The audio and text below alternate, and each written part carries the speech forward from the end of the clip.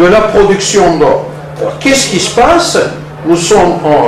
Quand on commence le diplôme de licence, on a des cours en français. Voir nos professeurs turcs nous parler en français nous paraît étrange. Et en plus, cela ne nous plaît pas tellement. Ça rend les cours plus difficiles. Mais pour nos professeurs, c'est plus naturel parce qu'ils ont fait leurs études à l'étranger. Malthusien classique, c'est-à-dire le positif tchèque.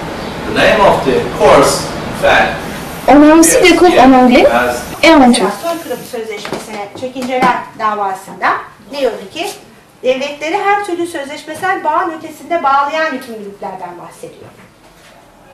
Alternative, d'accord. On a aussi des professeurs français. Il y a quand même de la couleur, il y a de l'image. Ici, on est en train de préparer un magazine en français. Enfin bon, c'est pas grave. Et tu as réussi quand même à tirer quelque chose sur l'expression d'une revendication. Ça intéresse même la télévision française. C'est lui qui a conquis les territoires. L'université Galatasaray, en ratio par rapport à son nombre d'étudiants, est la première université, non seulement qui a participé aux échanges Erasmus, mais qui aujourd'hui, en nombre d'étudiants, participe aux échanges Erasmus en Turquie. Près d'un tiers de nos élèves, de nos étudiants, vont passer un séjour Erasmus en Europe. Et l'année prochaine, dans l'autre sens, nous devrions recevoir presque une centaine d'étudiants provenant des pays européens, essentiellement de France, mais aussi beaucoup de Belgique, de Suisse, d'Italie, d'Espagne, même de Pologne maintenant. Gardez la traduction en français par « et puis ». Puisque, donc c'est ce que je vous dis, c'est obligatoirement le même sujet. İyiyim, sağ ol. Siz nasılsınız? Teşekkür ederim, ben de iyiyim. Paris'e döndüğünde nerede çalışacaksın? Çalışmak istemiyorum. Anet'in bir kedisi var.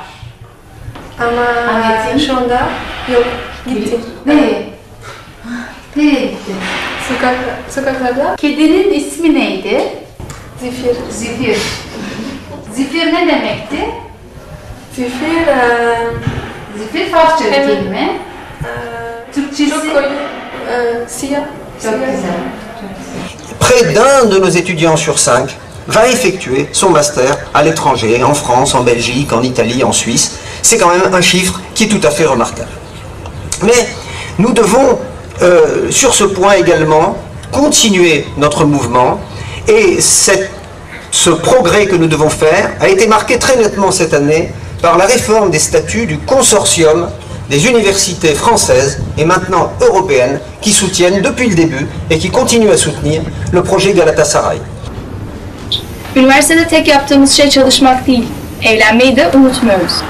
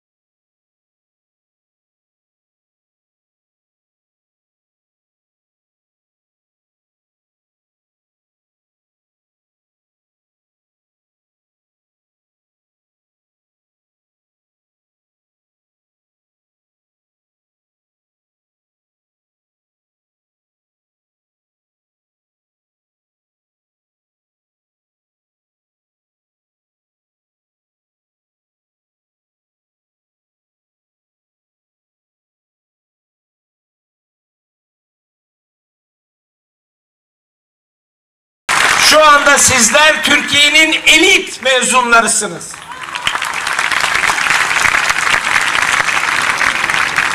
Ancak cesaretinizi kırmadan size belirteyim, tekrar söyleyeyim. Esas çabalama, didinme gerçeği şimdi başlıyor.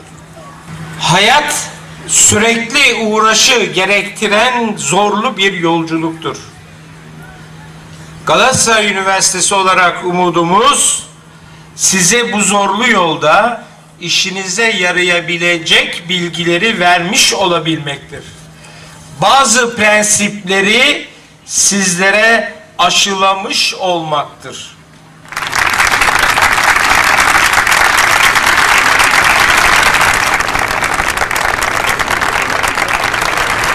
Comme tout le monde, on est inquiet pour notre avenir. On veut trouver un bon travail. Galatasaray'ın kalitesi hakikaten artık erişilmez oldu. Hocalarımız, gerek Türk hocalarımız, gerek Fransız hocalarımız, Türkiye'nin kalitesini en yükselten hadisenin başındalar. Bu çocukları onlara teslim ediyoruz ve onlar, yani sizler, bunun ayrıcalığını, bunun farkını hayata atıldığınız zaman çok daha iyi fark edeceksiniz. Il y a aussi les journées carrières. On peut prendre contact avec les entreprises pour trouver des stages. Ce sont souvent des anciens de l'université de Galatasaray qui tiennent les stands.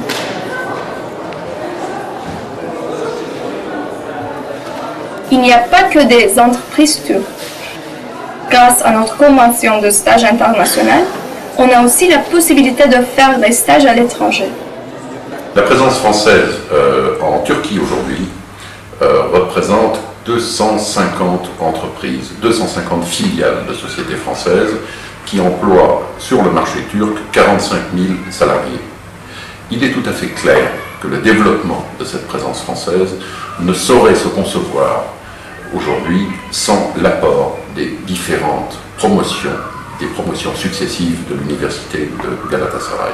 Galatasaray Üniversitesi İktisat Fakültesi'nde son sınıfta öğretim görürken Danone firmasında staj yapma imkanı buldum. Daha sonra öğretimimi tamamladıktan sonra, mezun olduktan sonra performansımı değerlendiren Danone beni işe almaya karar verdi. Şu anda da yaklaşık 1,5 senedir satın alma departmanında görev alıyorum. Gonca Aydınöz.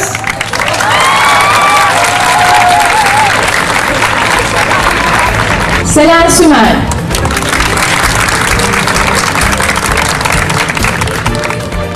Müge Özen, İletişim 2005 mezunu, dev prodüksiyon, film satış ve dış kaynaklar. Sercan Gidişoğlu, Siyasal Bilgiler 2003 mezunu, Brüksel'de Avrupa Komisyonu Genel Sekreterliği. Aslı Öcal, Sosyoloji 2005 mezunu, Paris EHES'te doktora yapıyor. Firuzan İşcan, Endüstri Mühendisliği 1997 mezunu, Koç Alyans'ta Bölge Müdürü.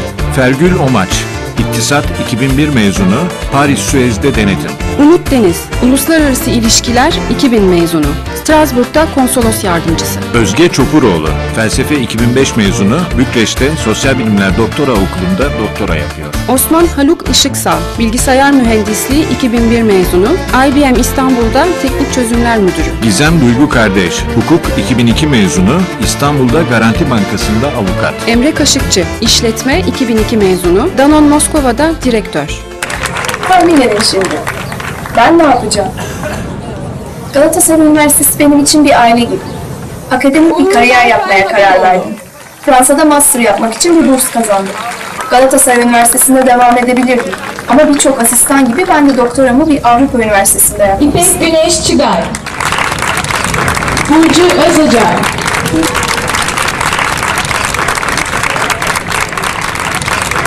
Çiğdem Dörtköşe.